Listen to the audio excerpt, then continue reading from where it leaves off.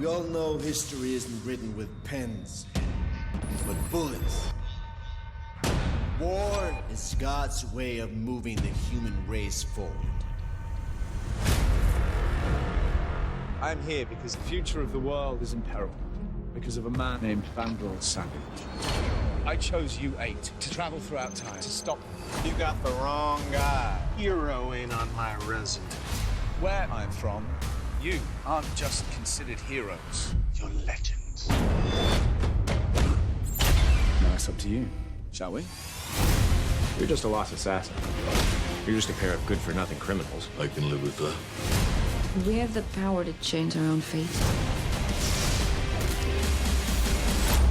They're here. DC's Legends of Tomorrow. Hey YouTubers, it's Charlie. So, new Legends of Tomorrow teaser, so let's break it down. I've also got some news about Arrow and the Flash too. I'm also starting a new round of the Reverse Flash Ring giveaway, so all you have to do to enter that is be a subscriber and leave a comment on this video. Countdown to 1 million. So there are really two things that stand out in this trailer for me. They're walking around the ship, the Wave Rider, a little bit more. We'll have to talk about Wave Rider, the character, whenever the series starts. He's not really involved with the series, but he's a big DC character. The ship is named after him. It's just a really fun Easter egg, but the whole pitch for the show is that this ragtag group of people, not all of them considered heroes, have to save the world.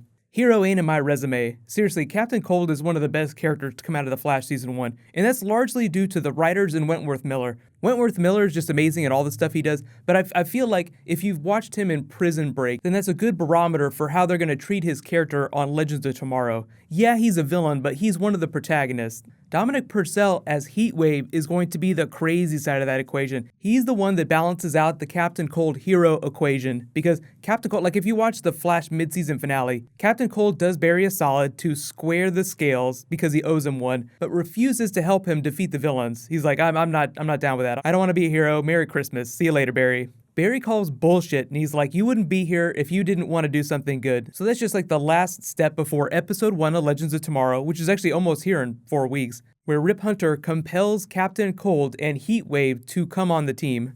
Now, if you are behind on your Flash episodes, definitely watch Season 2 just to kind of catch up with the Captain Cold character. But if you want to read some of the comics, here are just some recommendations for good Captain Cold stories. So the modern version of Captain Cold started his arc in the John Ostrander Suicide Squad, which is probably the best Suicide Squad run to read. It was volume 16 to 18. Then as payment for his service, he gets pardoned for his previous crimes, and the Rogues throw him a party, like a get-out-of-jail party, in Flash volume 2, number 19, and that's the Wally West run. Just guess who shows up to crash the Rogues party? Yes, the Flash. So that's kind of the beginning of Captain Cold in the modern Flash universe. And this is the gun-wielding Captain Cold. This isn't like the new 52 metahuman Captain Cold. In Flash 174, Wally West has to team up with Captain Cold to take down Tar Pit. Tar Pit is actually coming on Season 2 of The Flash, so that'd actually be a good issue to read. There's actually a fun story behind the Tar Pit character. Jeff Johns created him when he was like a little kid, then just kept redrawing him as he got older. Then when he took over the Flash title from Mark Millar, started writing Wally West himself, he brought Tar Pit and a couple other of his own characters into the book. Ignition is a really good story where Captain Cold gets accused of a crime he didn't commit, and Wally West has to prove that he's innocent. So you see Captain Cold works with the Flash all the time. They have teamed up a lot in the past.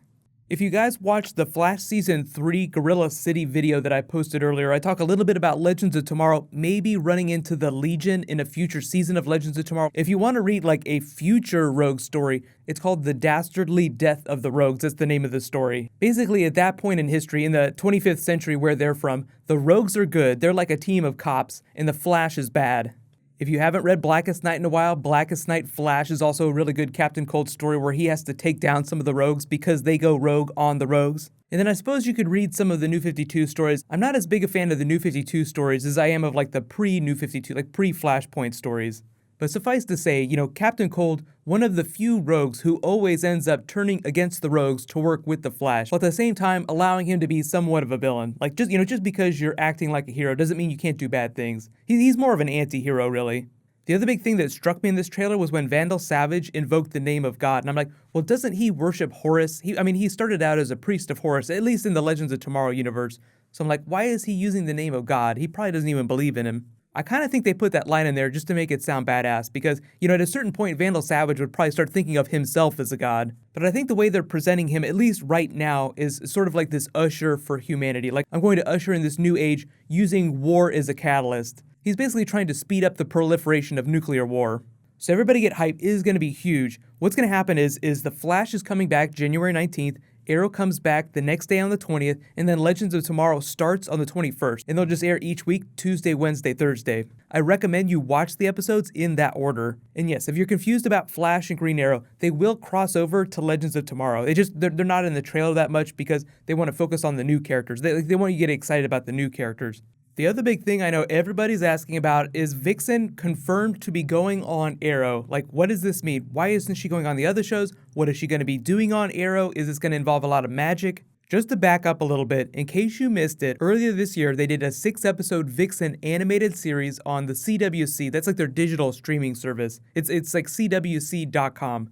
They said that they were using it as a litmus test for the character. She might get her own series, she might come on the live action series, and they just confirmed recently that she would be coming on Arrow, so they chose option B. She will have her powers, but we really don't know how she's going to figure in helping Team Arrow fight Damien Dark, because obviously that's a big magic arc. She's going to have to help them because she has magical powers now. My guess is that it's going to be kind of like the Constantine arc where it's like fairly self-contained, but it involves something really important. Like Constantine left, he gave Oliver that special tattoo that's a ward that's going to help protect him in the flashbacks. So I'm guessing that Vixen is going to show up in present day. I don't think that she's going to show up in the flashbacks. I haven't really heard anything about Vixen Season 2, but if you want to watch my videos from Vixen Season 1, I'll add a link in the description. There were only 6 of them. It was really short. What's going to happen next is I'm working on a new episode 7 bonus video about some of the character cameos. While you wait for that, you can click here to learn all about the Knights of Ren, the group that Kylo Ren belongs to, and you can click here for the last Batman v Superman teaser trailer. Thank you so much for watching, everybody. Let's high five. I'll see you guys tonight.